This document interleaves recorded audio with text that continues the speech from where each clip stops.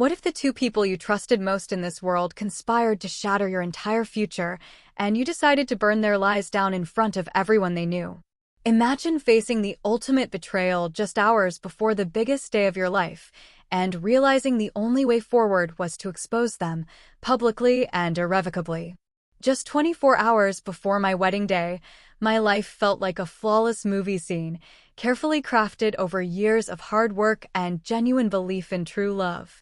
The city lights of Chicago sparkled outside my Lincoln Park apartment, mirroring the bright future I was so certain awaited me. My name is Daniel, I'm 32, and I'd spent 8 years meticulously building what I genuinely believed was an unshakable foundation. I was a senior project manager at a hot tech firm, making a comfortable 6-figure salary, and about to marry the woman I thought was the absolute love of my life. Olivia.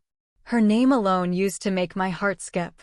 For 3 years, I'd convinced myself she was everything I ever wanted. She was brilliant, stunning, came from a lovely family in Wisconsin, and had this incredible knack for making anyone in a room feel like the most important person there. We met at a friend's birthday party in 2021, and honestly, within 3 months I knew. I just knew I wanted to spend the rest of my life with her. I even proposed on a beach in Santa Barbara at sunset, because, yeah, I'm that guy, the one who still believes in fairy tales. And she said yes, crying those happy tears that, at the time, I truly believed were real. The wedding planning consumed over a year of our lives because Olivia wanted everything to be absolutely perfect. And I mean everything.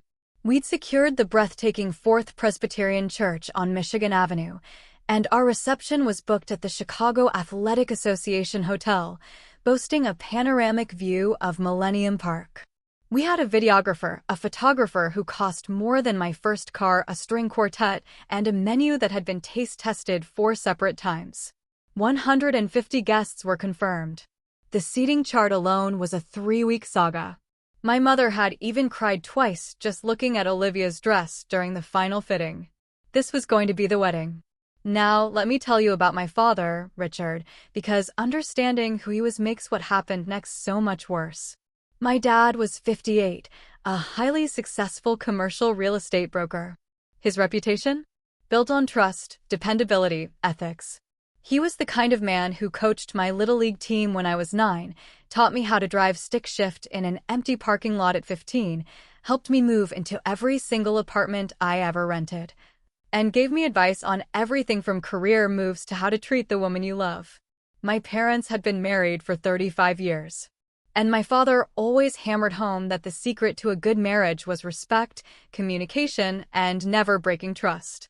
I believed every single word. Why wouldn't I? He was my hero, my mentor, the standard I measured myself against. So, when he offered to stay with me at the Palmer House Hotel the night before the wedding, I thought it was just another one of those classic father-son bonding moments, one I'd cherish forever. We checked into a suite on the 10th floor around 7 p.m. on Friday evening. The plan was simple: order room service, maybe catch a game, talk about life, and get a solid night's sleep before the biggest day of my existence. My mother was staying with Olivia and her bridesmaids at a different hotel downtown, following tradition. Honestly, everything felt exactly as it was supposed to. We ordered steaks from the hotel restaurant, cracked open a bottle of scotch my father had brought specifically for the occasion, and we just talked. About marriage, responsibility, what it means to build a life with someone. My father looked me dead in the eye and told me I was making the right choice, that Olivia was a wonderful woman, and that he was proud of the man I had become. I actually got a little choked up. This was one of those moments you replay for years, one of those core memories meant to define your relationship with your parent. We talked until about 10:30. Then, my father said he needed to use the bathroom before bed. He left his phone on the coffee table between us, face up. Why wouldn't he? He had nothing to hide. Or so I thought. Then, the screen lit up. A notification.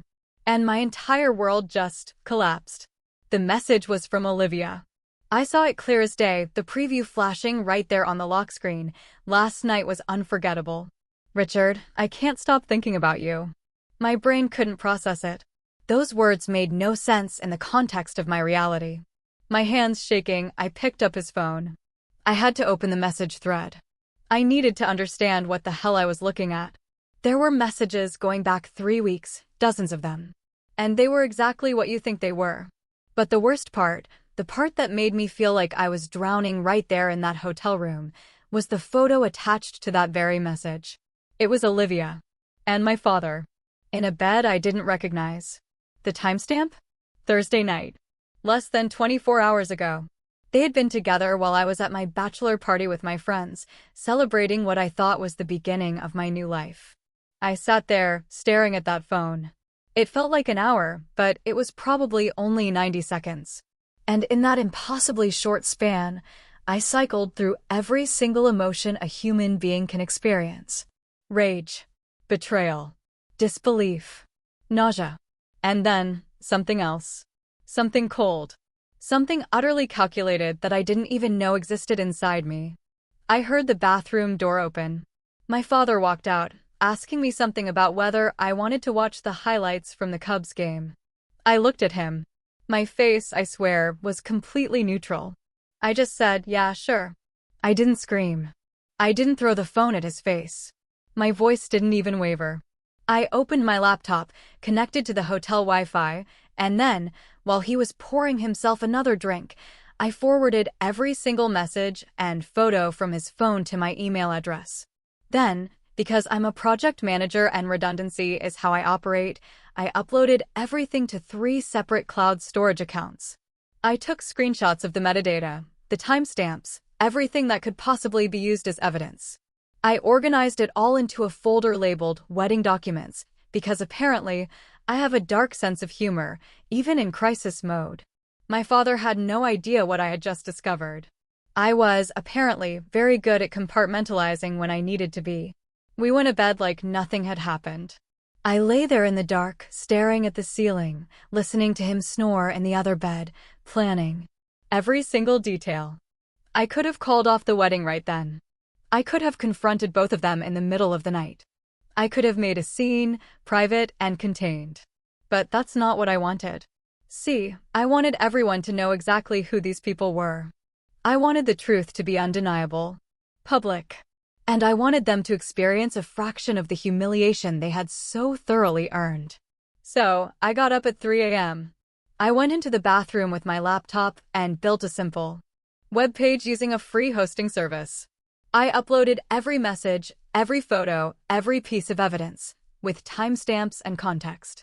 Then I created a QR code that linked directly to that page. Next, I designed 200 small cards that read, "Scan for a special surprise from the bride and groom." I formatted them to look elegant, like they were part of the official wedding materials. I found a 24-hour print shop in downtown Chicago, drove there at 4 a.m. while my father slept, paid extra for rush service, and had those cards printed on beautiful, glossy cardstock. I even called my lawyer at 6 a.m., woke her up, explained the entire, insane situation, and asked point-blank if what I was planning was legal. She told me that as long as the information was true and I wasn't making threats or causing direct physical harm, I was absolutely within my rights to share factual information about people who had wronged me, especially in a context where their character was directly relevant to the assembled guests. The sun came up on my wedding day.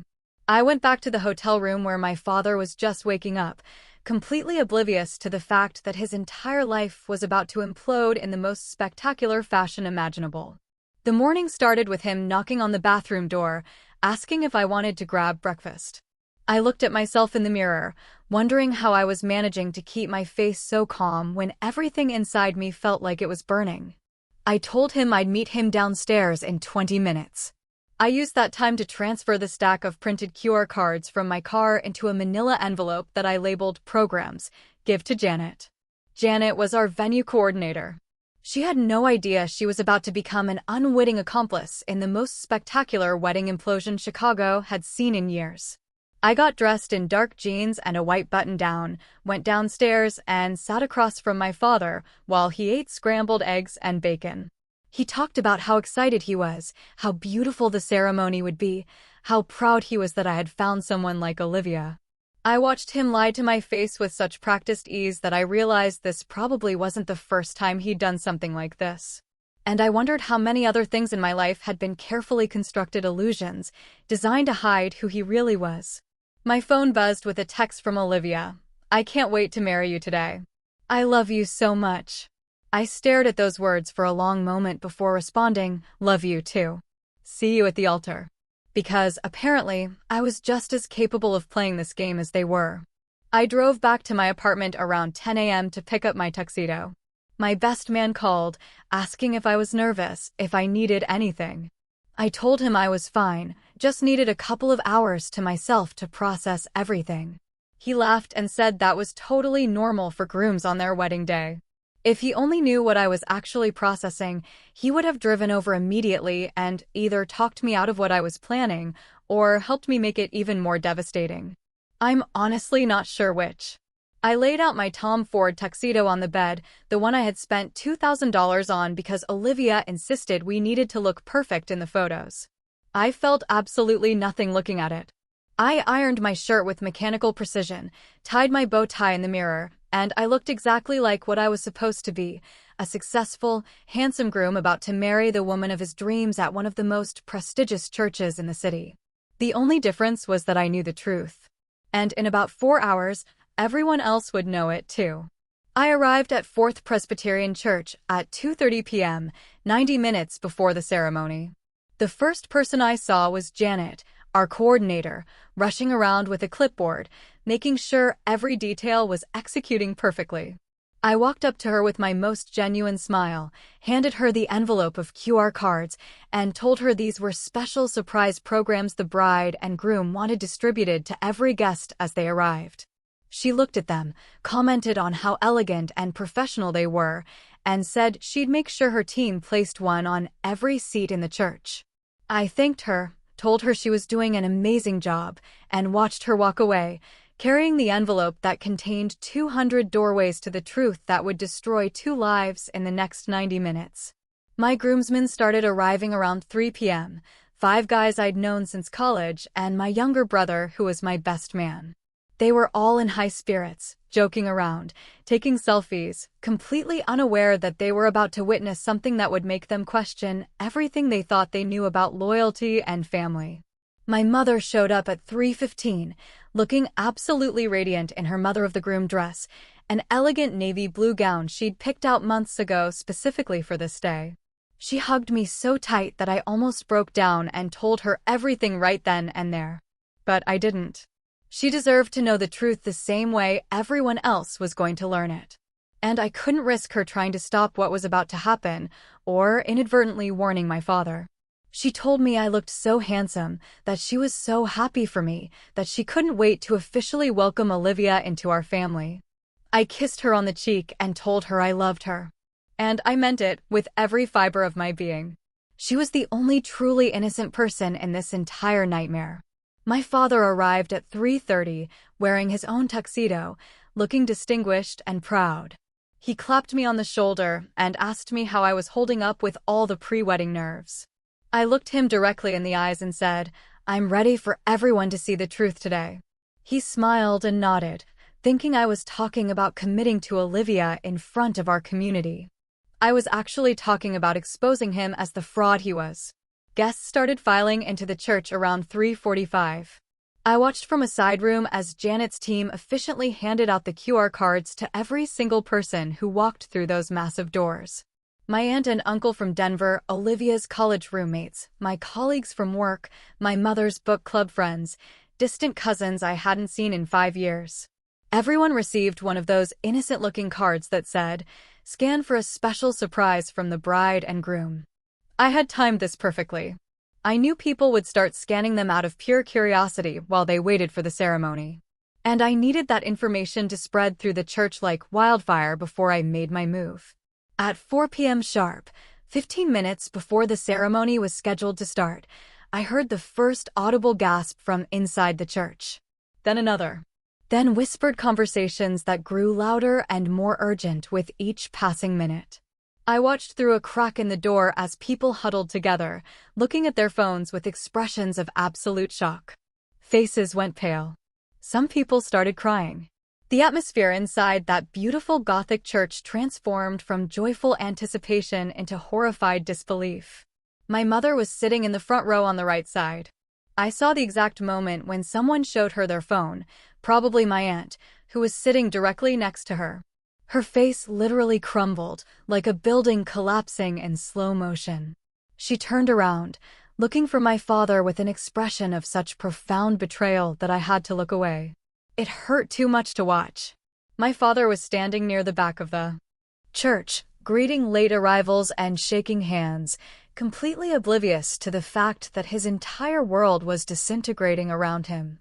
Until one of his business partners grabbed his arm with an urgent grip and showed him something on his phone. I watched my father's face cycle through confusion, recognition, and then pure animal panic in about 5 seconds flat. He immediately started looking around desperately, trying to find me.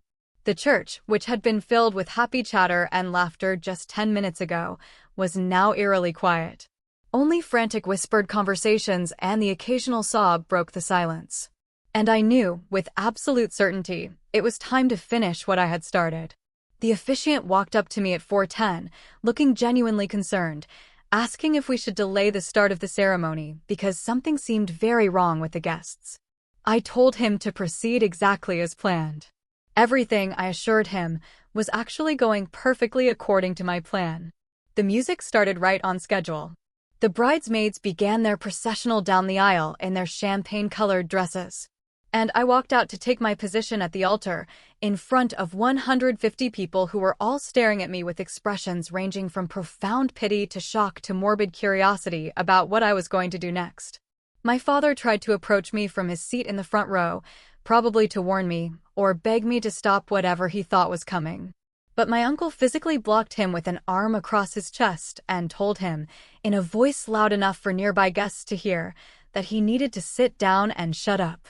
I watched my dad sink back into the pew next to my mother, who wouldn't even look in his direction. Her body was turned away from him like he was something toxic she couldn't bear to be near. Then the wedding march began playing. Those familiar notes that are supposed to fill everyone with joy and anticipation. And the doors at the back of the church opened to reveal Olivia in her $10,000 Vera Wang dress, looking absolutely stunning and completely unaware that she was walking into an ambush.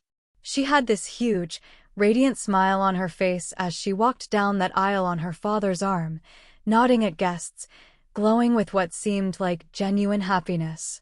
And I found myself wondering how someone could compartmentalize their life so effectively that they could betray someone on Thursday night and then marry them on Saturday afternoon without showing a single crack in their facade. She reached the altar.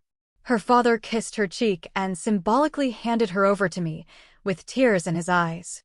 And she took my hands, looking into my eyes with what appeared to be genuine love and excitement. The officiant began the ceremony with the standard traditional opening about how we were gathered here today to witness the union of two people in holy matrimony. And I let him talk for about 90 seconds, before he got to the part that I had been waiting for my entire life. He asked the traditional question. The one that's mostly ceremonial in modern weddings because nobody ever actually objects anymore. He said, in his formal pastoral voice, if anyone here knows of any lawful reason why these two should not be married, speak now or forever hold your peace. The church went completely silent. So silent that you could literally hear people breathing and the faint sound of traffic outside. And I raised my hand slowly, like I was in a classroom asking for permission to speak. The officiant looked genuinely confused. Olivia's face went from happy to concerned in an instant. I gently let go of her hands and turned to face the entire congregation of people who had come here to celebrate what they thought was going to be the happiest day of my life. I didn't yell. I didn't cry. I didn't let my voice shake even a little bit. I just spoke in a clear, calm, almost conversational voice that carried through that entire Gothic church. And I said, I have a very good reason why this wedding cannot continue. And I think most of you already know exactly what it is, based on what you've seen on your phones in the last 20 minutes. Olivia grabbed my arm hard and whispered urgently, "What are you doing, Daniel?" And I looked at her and said, loud enough for the front rows to hear, "I'm telling the truth. Something you apparently forgot how to do." I turned back to face the guests and continued speaking, telling them in clear, simple terms that the woman standing next to me in a wedding dress had been having an affair with my father for at least 3 weeks, that they had been together Thursday night while I was at my bachelor party, and that I had discovered their betrayal less than 48 hours ago through a text message my father was careless enough to leave visible on his phone. I told them that every message, every photo, every piece of evidence, with full timestamps, was available on the website they had all accessed through the QR codes, and that I wanted everyone here to understand exactly who they had been celebrating and supporting, and what kind of people they actually were. My mother stood up abruptly and screamed at my father, her voice cracking with pain and rage, as she asked him how he could do this, how he could destroy their marriage, their family, and my life for something so selfish and disgusting. Olivia's parents were sitting in the third row, looking absolutely mortified. Her mother was openly crying while her father just sat there with his mouth hanging open like his brain couldn't process what was happening in real time. Olivia tried desperately to defend herself, saying, "This isn't what it looks like. Please let me explain." But I cut her off immediately and said, "There are literally photos with timestamps, Olivia. It's exactly what it looks like, and everyone here can see them." My father finally found his voice and stood up, trying to apologize. "Son, please, let's talk about this in private. We can work through this." I actually laughed. The sheer audacity of asking for privacy after what he had done was almost impressive in its shamelessness. I told him that he had forfeited his right to privacy when he decided to sleep with my fiancé, and that he had forfeited his right to call me son when he betrayed every single value he had ever taught me about honor, integrity, and loyalty. I took off my boutonniere very deliberately, set it on the altar like I was making a formal statement, and I told everyone in that church that this wedding was over, that my relationship with both Olivia and my father was permanently finished, and that I sincerely hoped they would all enjoy the refreshments at the reception that was now canceled. I walked down that aisle with my head held high and my shoulders back. Behind me, Olivia collapsed, sobbing into her father's arms. My father tried to follow me, but was physically restrained by multiple people. And my mother told him, in a voice that echoed through the church, that if he took one more step in my direction, she would make sure he regretted it for the rest of his miserable life. My brother caught up with me in the parking lot and asked me what I needed. I told him the only thing I needed was for him to make sure Mom was okay and had somewhere to stay tonight, because she was the only person in that church who deserved any compassion or support. I drove straight back to my apartment without looking back, changed out of my tuxedo, packed 2 suitcases with essentials, and I checked into a hotel near O'Hare Airport. I couldn't stand to be in that city for one more night. The story went viral within hours. Of course, it did. When you expose a betrayal that publicly in the age of smartphones, someone is always going to record it or post about it on social media. I started getting calls from local news stations asking for interviews, from random people on the internet calling me either a hero or an idiot, depending on their perspective and personal experiences, and from friends and family members who wanted to know if I was okay or if there was anything they could do to help me through this. I ignored most of them, except for a confirming text from my lawyer stating that everything I had done was completely legal and that neither Olivia nor my father had any grounds whatsoever to sue me for defamation, since everything I had shared was objectively true and provably documented.